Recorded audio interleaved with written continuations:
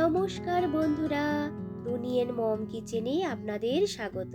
আশা করি সবাই ভালো আছেন। আজ আমি আপনাদেরকে বানিয়ে দেখাবো একই ব্যাটার দিয়ে তিনটি ভিন্ন ধরনের ও ভিন্ন স্বাদের টেস্টি ও ক্রিস্পি পকোড়া রেসিপি। বিকেলে গরম গরম চায়ের সঙ্গে হোক বা এমনিতেও এই পকোড়াগুলো খেতে ভীষণই ভালো লাগে। আশা করব আজকের এই রেসিপি আপনাদের ভালো লাগবে। যদি ভিডিওটা ভালো লাগে তবে অবশ্যই একটা লাইক, আর আমার চ্যানেলে নতুন বন্ধু হয়ে থাকলে চ্যানেলটিকে সাবস্ক্রাইব করার অনুরোধ রইল। তো চলুন দেখে নেওয়া যাক আজকের এই টেস্টি ও ক্রিস্পি পকোড়া রেসিপি। আজ আমি আপনাদেরকে আলু, ক্যাপসিকাম, লঙ্কা বা মির্চ পকোড়া বানিয়ে দেখাবো। প্রথমেই আগে ক্যাপসিকামটাকে কেটে নেব। ক্যাপসিকামের মুখটাকে কেটে নিয়ে ছুরির সাহায্যে ভেতরের যে শক্ত অংশ আর বীজটাকে এইভাবে বের করে নিয়েছি। তো দেখুন, এরপর ক্যাপসিকামটাকে মাঝ বরাবর কেটে নিয়ে এর থেকে আরো ছোট ছোট টুকরো করে এইভাবে কেটে নিতে হবে। আপনারা আপনাদের পছন্দ মতো সাইজে ক্যাপসিকামটাকে কেটে নিতে পারেন। তো দেখুন, ক্যাপসিকামটা আমার কাটা হয়ে গেছে। এরপর এটিকে সাইডে সরিয়ে রেখে লঙ্কাটাকে কেটে নেব। প্রথমেই আগে লঙ্কার দুটো সাইডকে সামান্য একটু কেটে নিয়ে মাঝ বরাবর লঙ্কাটাকে কেটে নেওয়ার পর ভেতরের যে বীজটা আছে এই বীজটাকে কিন্তু বের করে নেব। এরপর আরো একটু ছোট করে লঙ্কাটিকে কেটে নিয়েছি। একটু ছোট করে কেটে নিলে দেখবেন ভাজতেও সুবিধা হবে, আর খুব কম সময়ের মধ্যে কিন্তু পকোড়াগুলো ভাজাও হয়ে যাবে। যারা ঝাল একটু বেশি পছন্দ করেন তারা কিন্তু এই লঙ্কার বীজটাকে রেখে দিতে পারেন। তো দেখুন, একটা লঙ্কা আমার কাটা হয়ে গেছে। একই রকম ভাবে আরো একটা কেটে নেব। সব শেষে কেটে নেব পকোড়ার জন্য আলুটাকে আগেই ভালো করে ছাল ছাড়িয়ে ধুয়ে নিয়েছিলাম। এরপর পাতলা পাতলা গোল গোল করে আলুটাকে কেটে নেব। একটু পাতলা করে কেটে নিলে দেখবেন আলুগুলো ভাজতেও সুবিধা হবে, আর সময়ও কিন্তু খুব বেশি লাগবে না। কেটে নেওয়া আলুগুলোকে কিছুক্ষণের জন্য জলের মধ্যে ডুবিয়ে রেখে দেব। এরপর একটি প্লেটের মধ্যে সমস্ত সবজিগুলোকে নিয়ে দিয়ে দিলাম পরিমাণ মতো একটু নুন। এইভাবে নুন মাখিয়ে রাখলে দেখবেন সবজিগুলোর ভেতরে খুব সুন্দরভাবে নুন ঢুকে যাবে, পকোড়াগুলো খেতেও ভালো লাগবে, আর সবজিগুলো কিন্তু একটু নরমও হয়ে যাবে। সবজিগুলোকে সাইডে সরিয়ে রেখে ব্যাটারটি তৈরি করার জন্য নিয়ে নিলাম 1.5 কাপ মতো বেসন। এর সাথে দিয়ে দেব স্বাদ মতো নুন, 1 টিস্পুনের মতো হলুদ গুঁড়ো, সামান্য একটু জোয়ান, এরপর দিয়ে দিলাম সামান্য পরিমাণ একটু কালো জিরে, আর দিয়ে দেব সামান্য পরিমাণ একটু লঙ্কার গুঁড়ো। ঝালের পরিমাণটা আপনারা আপনাদের প্রয়োজন বুঝে দিয়ে দেবেন।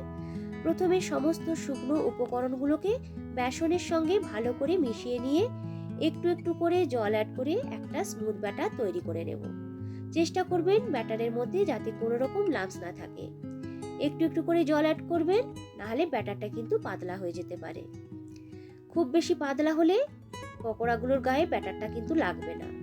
ভালো করে ব্যাটারটিকে ফেটিয়ে নিতে হবে, তাহলে দেখবেন পকোড়াগুলো খুব সুন্দর ক্রিস্পি তৈরি হবে। এরপর এতে দিয়ে দেব 1/2 টিস্পুনের মতো বেকিং সোডা। বেকিং সোডার পরিবর্তে আপনারা এখানে চাল গুঁড়ো ব্যবহার করতে পারেন। ব্যাটারটিকে ভালো করে ফেটিয়ে নিয়ে ঢেকে রেখে দেব মিনিট 2-3 মতো। তো দেখুন, এই সময় তেলটাকে কিন্তু আমি গরম হওয়ার জন্য বসিয়ে দিয়েছিলাম। তেলটা খুব ভালো করে গরম হয়ে এলে গ্যাসের ফ্লেমটাকে মিডিয়াম টু হাই রেখে প্রথমে আগে লঙ্কার পকোড়াগুলোকে ভেজে নেব। প্রত্যেক ক্ষেত্রেই পকোড়া ভাজার আগে ব্যাটারটিকে কিন্তু একটু ভালো করে ফেটিয়ে নেবেন। এইভাবে তেলটাকে ছিটিয়ে ছিটিয়ে ভালো করে পকোড়াগুলোকে ক্রিস্পি করে ভেজে নিতে হবে। একটা দিক ভাজা হয়ে গেছে, উল্টে দেব আরেকটা দিক ভেজে নেওয়ার জন্য। এইভাবে উল্টে পাল্টে বেশ একটু লালচে করে এই লঙ্কার পকোড়াগুলোকে ভেজে নিয়েছি। তো দেখুন, একটা ব্যাচ আমার ভাজা হয়ে গেছে। একই রকম ভাবে আরো যে লঙ্কাগুলো ছিল সেইগুলোকেও ভেজে নিয়েছি। তো লঙ্কার পকোড়া আমার ভাজা হয়ে গেছে। এরপর ভেজে নেব ক্যাপসিকামের পকোড়া। ক্যাপসিকামগুলোকেও বেসনের ওই ব্যাটারের মধ্যে একটু ডুবিয়ে নিয়ে ওই গরম তেলের মধ্যে দিয়ে দেব। যখন একটা দিক ভাজা হয়ে যাবে তখন উল্টে দেব আরেকটা দিক ভেজে নেওয়ার জন্য। তো দেখুন পকোড়াগুলো কতটা সুন্দর দেখতে হয়েছে। যারা ক্যাপসিকাম খেতে পছন্দ করেন না, এইভাবে পকোড়া বানিয়ে খেয়ে দেখুন কতটা টেস্টি হয় খেতে।